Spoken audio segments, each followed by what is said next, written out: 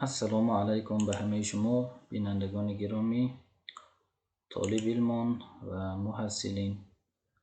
ما امروز همراه شما دو مسئله وابسته به گئومتری را از مواد مرکزی ملی تستی همجای حل میکنیم انشاءالله.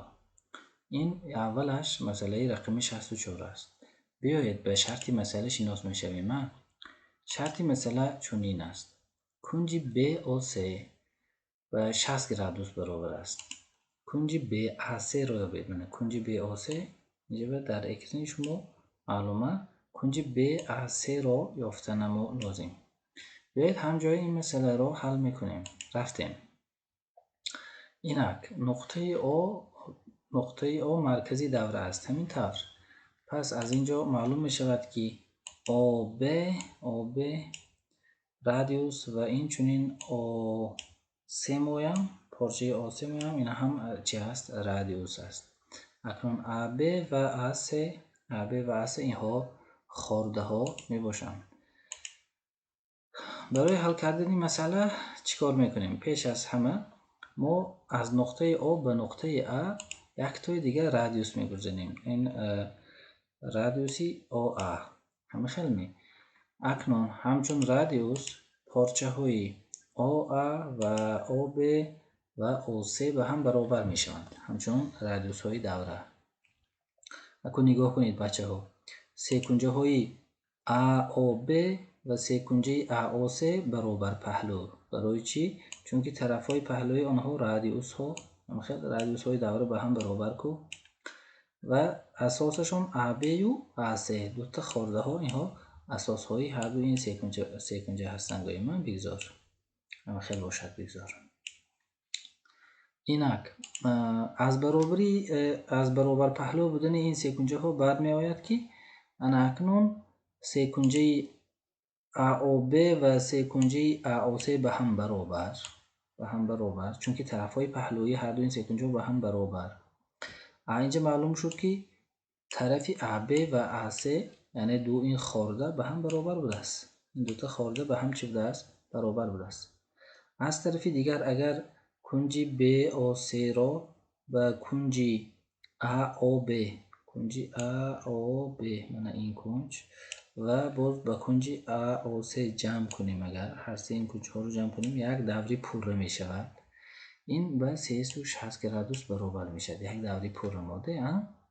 اکو کنج AOB و کنج AOC اگر x گوییم 60 جمع 2x برابر 360 گرادوس می شده است.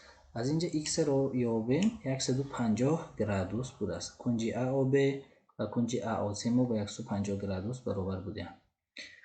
اینک کنج OBA من این کنج و کنج OAB من این کنج خیلی و کنج OCA انا این کنج و کنج OAC انا این کنج به هم برابر.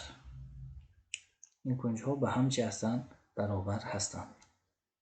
بگذار این کنج ها را ایگری گفته اشاره کنیم. آنگاه یکی از سه کنجه های کدام که سه کنجه نگیریم، اگر سوم کنج های داخلی سه کنجه ما به 180 گرادوس برابر کو 150 جمع ایگری به 180 گرادوس برابر. از اینجا خود ایگری که یابیم 15 گرادوس برابر میشه. اکنون کنج BAC که موافق شرط مسئله یافتن ما لازم بود به 2 ایگری برابر. 2 ایگری ما 30 گرادوس بوده است. جوابی مسئله ما چند بوده است بچه ها؟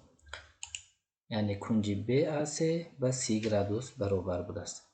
میپردازیم به مسئله دیگر، مسئله رقم 65. مسئله رقم 65 دایر به سه کنجه برابر پهلو است. شرطش چنین: مساحت سه کنجه برابر پهلو را یابید اگر که پریمتر آن 36 سانتی متر باشد و طرف پهلوی آن از اساسش 3 سانتی متر درازتر باشد. بگذار اساس سه کنجه ما x گوییم، طرف پهلوی ما y گوییم. y که ما به x جمع 3 برابر میشد موافق شرطی مسئله. درست همه خیلی اکنون حلش نگاه کنید بچه ها. y یعنی یک طرفی سیکنجه جمعی من باز یک ت دیگه ایگریک دو تا ایگریک و جمعی طرفی سیمی سیکنجه ایکس. این پریمتری سیکنجه به برابر 36 سانتی متر بود. اکنون به جای ایگریک ما قیمتش میمونیم ایکس جمع 3 را و معادله ساده هک اینا حل کنیم. اگر ایکس ما 10 سانتی متر بود است، اساس سیکنجه ما 10 سانتی متر. اینک طرفی پهلویی میویم. پرابلم نه خیلی آسان ساده. ایگریک ما 13 سانتی متر طرفی پهلوی ما. انا اینجا بچه ها اگر از نقطه B بگذاریم نقطه یگان M گوییم، نقطه M به یعنی طرفی AC و اساس و بلندی فرداریم. اگر بلندی در سیکنجه برابر پهلو هم میدیان هم حساب میشه ده همزمان همه خیلی میدیانی که حساب شود هر دوی این طرف ها طرفی AM بچه ها با طرفی MC به هم برابر میشه نه همه خیلی انا بگذار اینه x تقسیم 2 گوییم. x تقسیم 2 ما با 5 برابر. ما اینه برای اون یافتیم که x تقسیم 2 انا این بلندی اش یاویم بلندی سیکنجه بلندی به اساس فراورده شده. از روی تئورم پیثاگور این بلندی رو میابیم 12 سانتی متر بوده است. یگان خیلی جای دشوارش نیست. وقتی که بلندی رو یافتیم فرمولای مساحت سیکنجه استفاده میبریم. مساحت سیکنجه ما فرمولش به نسبت حاصل ضربی طرف و بلندی به اون طرف فراورده شده مساحت سیکنجه برابر کن. انا اکنون این میشود 1 تقسیم 2 ضربی 10 ضربی 12 این 60 سانتی متری کوادراتی. مساحت سیکنجه ما به 60 سانتی متری کوادراتی برابر بوده است. تمام. به همین ما مسئله ها را حل کردیم. آبونه شدن را فراموش نکنید و شرح های خود را نویسید و لایک گذاشتن را نیز اینچنین. تا درس های دیگر خدا حافظ.